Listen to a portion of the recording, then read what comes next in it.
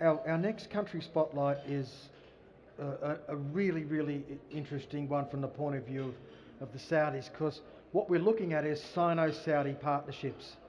I'm the moderator for this one. Our two speakers are Peter Arkell, who's the Chairman and Managing Director of the Global Mining Association of China, and I'll put a plug in there where we're affiliated with the Melbourne Mining Club, so that's good. And Dr. Longying Li, who's the Chief Geologist, China National Geological and Mining Corporation, known as CGM. Is that right, Pete? Yes. Excellent. Come in, Dr. Li. Please have a seat. So we'll move straight on with this. Have a seat. I think you'll find some extraordinary aspects of this, particularly with the very first question I'm going to ask. And I'm going to ask that question of Peter. Now, Pete, could you perhaps, I find this very exciting, can you enlighten us as to the significance of the state visit here to Saudi Arabia only in December by President Xi Jinping? Well, thanks, Gav, and thank you for those that have come to listen to a session about the most important country in the world when it comes to the market of minerals. So the fact that President Xi came to Saudi Arabia only in December, following his very first trip outside of China since the pandemic, which was to the G20 in Indonesia, to then have chosen to come to Saudi was a particularly important signal to Saudi that China regards this as a very important location, and it also sends a very important message to our friends in China who look for signals from the government about where they should be investing and where they should be putting their attention. If the president has been here, and when he came to China, Gav, he spent time with the Arabic States Summit and met with almost 20 leaders from this region, and then spent time with the Gulf Cooperation Council, which is a really important platform for cooperation throughout this region. The fact that President Xi met with them signalled that how he sees this council as setting a stability that China will be very comfortable to invest in. So, with China, as Andrew said in the last session, as being the most important minerals market in the world, for President Xi to then come to Saudi, the leader of the GCC, which put Saudi and this region at the crossroads of his Belt and Road Initiative, linking from China to Saudi and the Middle East to Africa and to Europe. I think the significance of it, to answer your question, is very, very great significance that he chose to come here. Peter, how long was this trip? Was it not just an overnighter? No. Thanks, Gav. He was here for 4 days, so he really made sure that he had time to investigate, look over the place, and meet with many people. And the message was quite clear back in China. People in China took note of this as being a very significant occasion. Yeah. Now, Dr. Li, you're with CGM, as we know. I found it intriguing that you have quite a solid understanding of Saudi Arabian geology, Yes. and we're hoping that you might share some insights into that geology. Into Saudi Arabia. Yes. Okay, so actually, as a geologist, I see quite a different, in terms of different aspect of the shield. We have a lot of shield in the world, like a Canadian shield, Australian shield, Brazilian shield. But if you pay particular attention to the Arabian shield, you'll suddenly find its beauty. This beauty I called naked beauty, because if you see other shield, all covered either by sediments or by thick vegetations. But here, quite different. If you go to the field, you can directly see not only rock, but also the boundaries between different geological units. That means you go to the field, you will get something. You will learn something. You will, especially when you get a task, go to the field, you certainly you meet, get some very important information.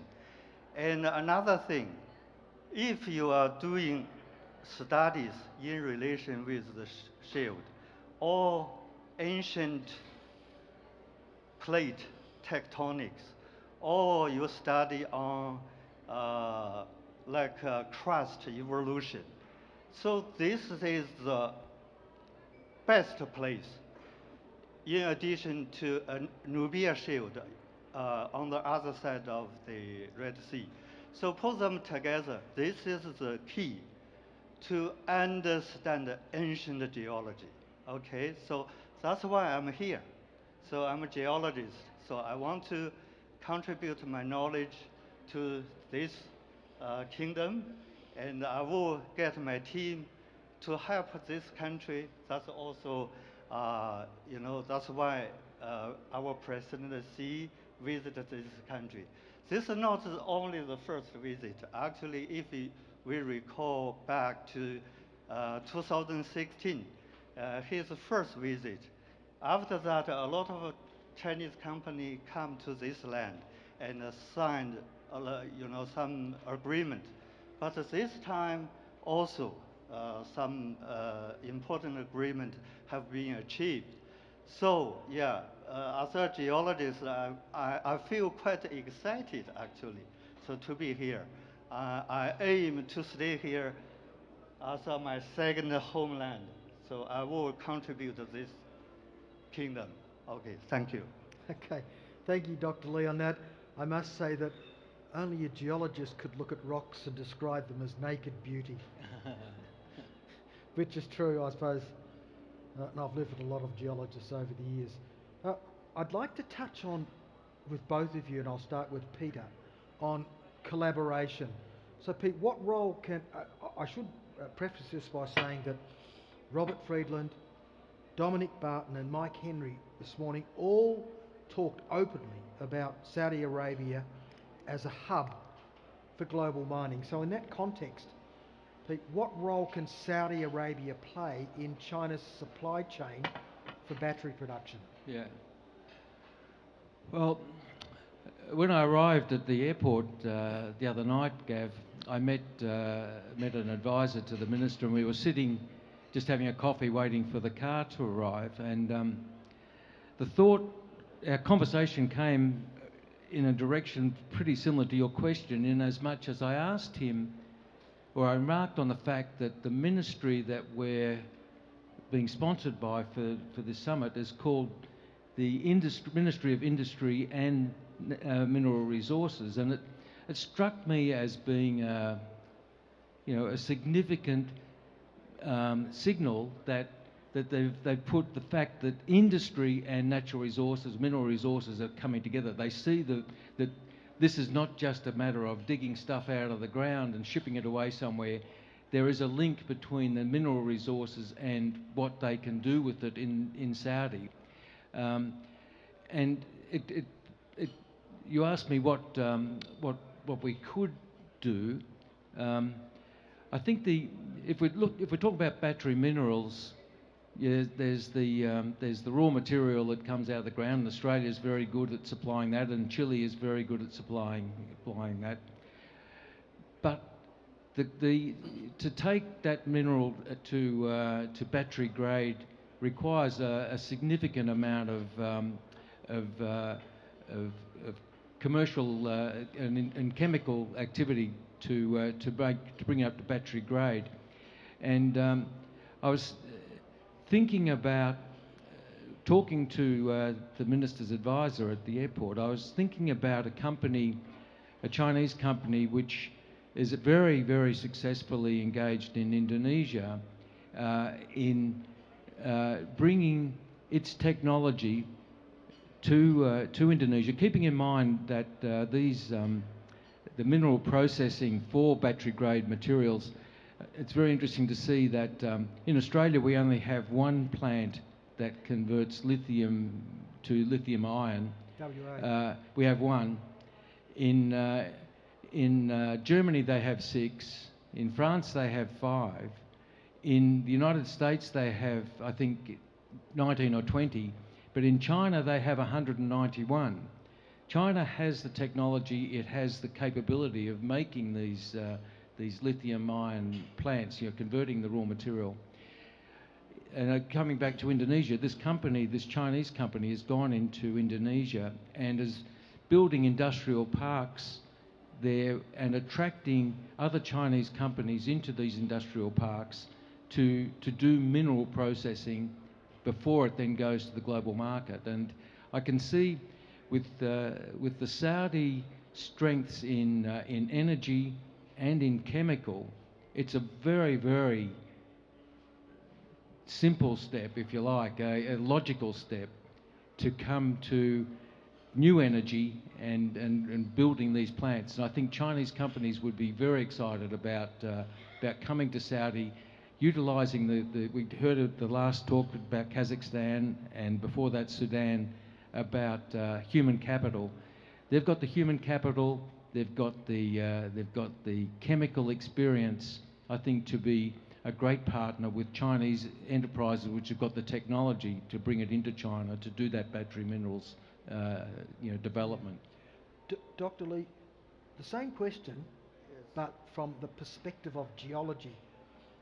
What role do you see, given that you know the geology here so well, do you believe that Saudi Arabia can play in China's supply chain for battery production from a geology perspective?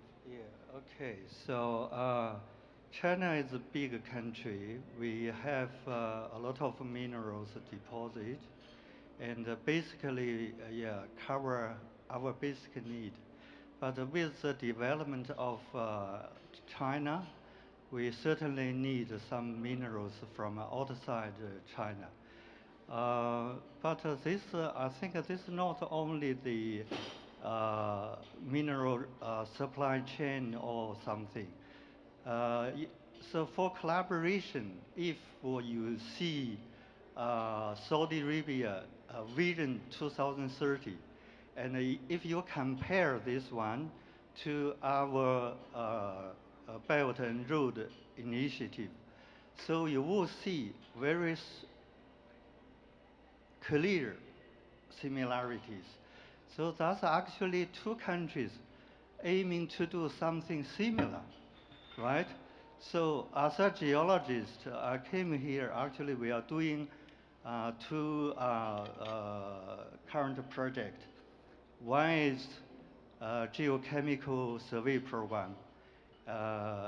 Another one is we just signed the contract, the agreement last month. And of course, we have a very strong team. This project is led by China Geological Survey. So CGM follow, we work closely together.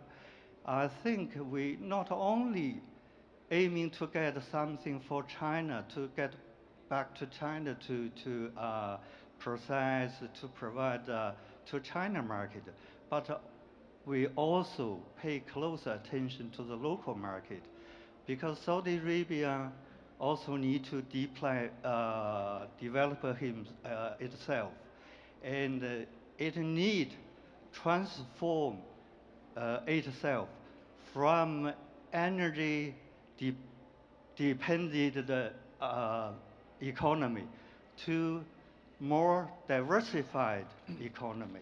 So I think that's we can fit in, right? We have knowledge, we have know-how, we have expertise. So we come here, we work with Saudi Geological Survey. So that's the actually basic. We want to start from very basic thing. Actually, President Xi come here to lay the roadmap.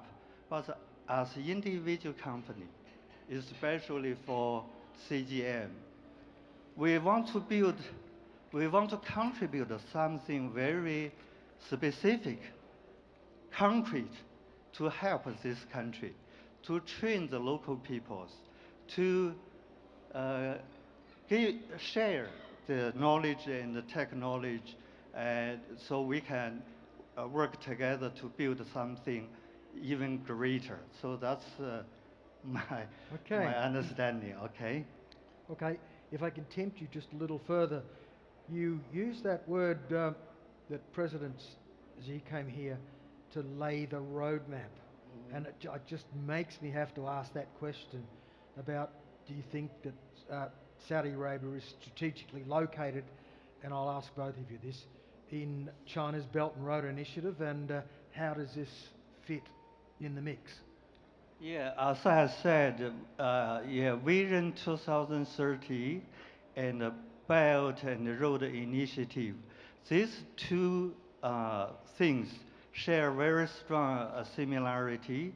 So that's, yeah, I think this the major thing. That's why presidency visited this country, and Saudi leaders will go to China.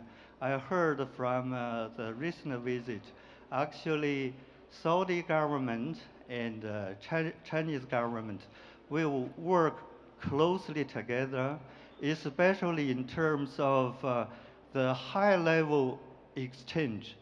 So the president will come to this country, mutual exchange, 2 years each time. 2 years we will mutual exchange, right? And for the prime minister level, that will be based even shorter time, 1 year. So if you look at Chinese Belt Road Initiative, that's actually one way from the land, okay, from Xi'an, West China, go to the Central Asia to Europe.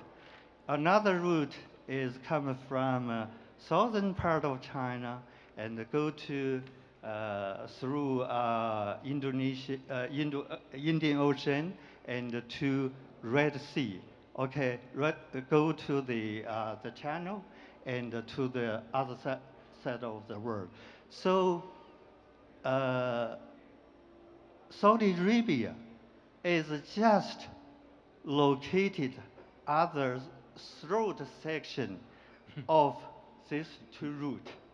So you see, that's why we treat Saudi Arabia very important. That's more strategic, right? Yeah. Another of our leaders saying that Saudi Arabia is destined to be a hub. Yes. It certainly is. Yes. Yes. So yeah, from this combination of 2030 and Vision 2030 and Belt Road Initiative, so both countries will get a benefit.